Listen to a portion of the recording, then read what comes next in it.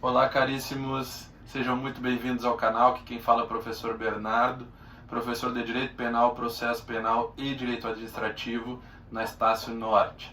É uma satisfação, como sempre, recebê-los aqui em nosso canal.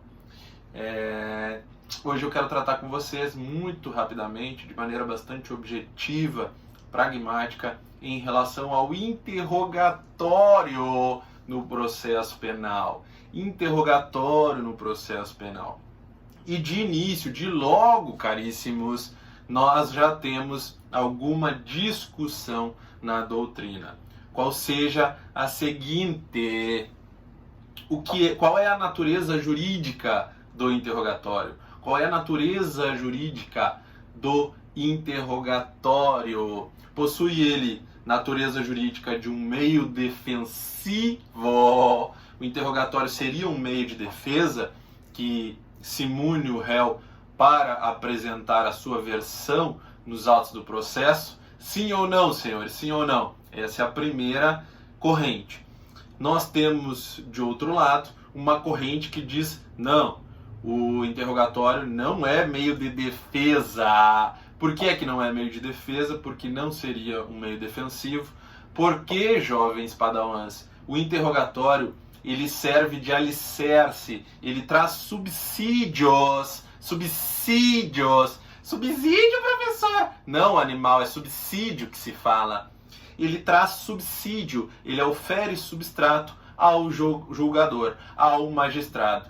O juiz daquela contenda criminal, daquele processo criminal, ele pode se utilizar do interrogatório enquanto vetor probatório para materializar na sentença a sua convicção, desde que consentânea com os demais elementos de prova que foram produzidos nos autos. Beleza? Então, como é que fica, professor? O que é que prevalece? Qual é a corrente majoritária ou maioritária a respeito da natureza jurídica do interrogatório? Nenhuma nem outra, jovem padawan. Nenhuma nem outra, cara pálida. Nós temos uma terceira corrente, que é a maioritária, que é a majoritária, que nos dá conta de que o interrogatório, ao mesmo tempo, possui natureza jurídica de meio defensivo, já que possibilita ao acusado, após a produção de todo o acervo probatório nos autos, apresentar a sua versão dos fatos e sim realizar a sua autodefesa no âmbito do processo. Então sim, ele tem a natureza jurídica de meio de defesa, mas não só isso. É evidente, isso é inegável, isso é absolutamente harmonioso na doutrina, apesar de termos uma pequena parcela que diz da exclusiva natureza jurídica enquanto meio defensivo. Também é certo, é inegável que o interrogatório é um meio de prova, senhores, é um meio de prova. Justamente pelo fato de que cabe ao magistrado, incumbe ao magistrado, é um munus público, é um poder-dever que detém, que deve levar a efeito o julgador, avaliar todo o contexto probatório que é produzido no nosso processo penal, certo? Então, ele, evidentemente, que também vai ter que sopesar, quando da sua aprovação da sentença, a versão apresentada pelo acusado. Ele terá que se utilizar daquilo como meio de prova. É, portanto, ao mesmo tempo, um meio defensivo, já que o acusado, o meu réuzinho, ele poderá apresentar a sua autodefesa, a sua versão sobre os fatos, e também isso vai influir na formação da convicção motivada do julgador. Logo, ele congrega ao mesmo tempo o interrogatório, natureza jurídica de meio de defesa e de meio de prova. Exatamente. Mas isso não era assim tão tranquilo até pouco tempo atrás, senhores. Relativamente pouco tempo atrás. Até a edição da Lei 12, qualquer coisa, deixa eu me socorrer aqui, para não deixá-los carentes de informação. desde a edição da Lei 12.792 de 2003, houve, portanto, a inclusão desses contornos mais democráticos, mais constitucionais, a respeito do desenho que a Carta Maior atribui ao nosso processamento penal, né, na exata medida em que passou-se a cristalizar como sendo um direito do acusado silenciar no interrogatório, e esse silêncio não poderia mais ser utilizado em desfavor do agente, em desfavor do sujeito que está sendo perseguido criminalmente, e muito menos em desfavor da sua defesa técnica, certo? Então, isso nos parece muito óbvio, nos parece de uma obviedade tremenda, absurda, mas até pouco tempo atrás, até o ano de 2003, isso não era assim tão simples, jovens.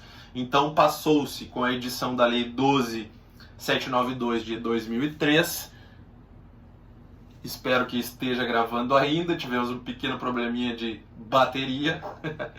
Mas enfim, retomando aqui, senhores, desde a edição da Lei 12.792 de 2003, aí sim nós temos a consagração da fruição do direito ao silêncio, sem prejuízo do meu réuzinho, sem prejuízo da defesa técnica, certo, senhores?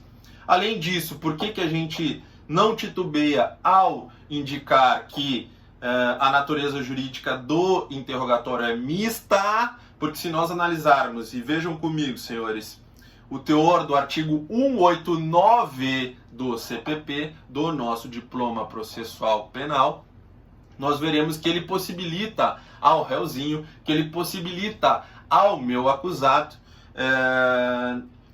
prestar esclarecimentos a respeito do fato criminoso, a respeito do fato que lhe é imputado. Então ele pode apresentar a sua versão, né? Isso está formalizado na norma, no 189 do CPP, e pode, inclusive, jovens padawans, indicar provas.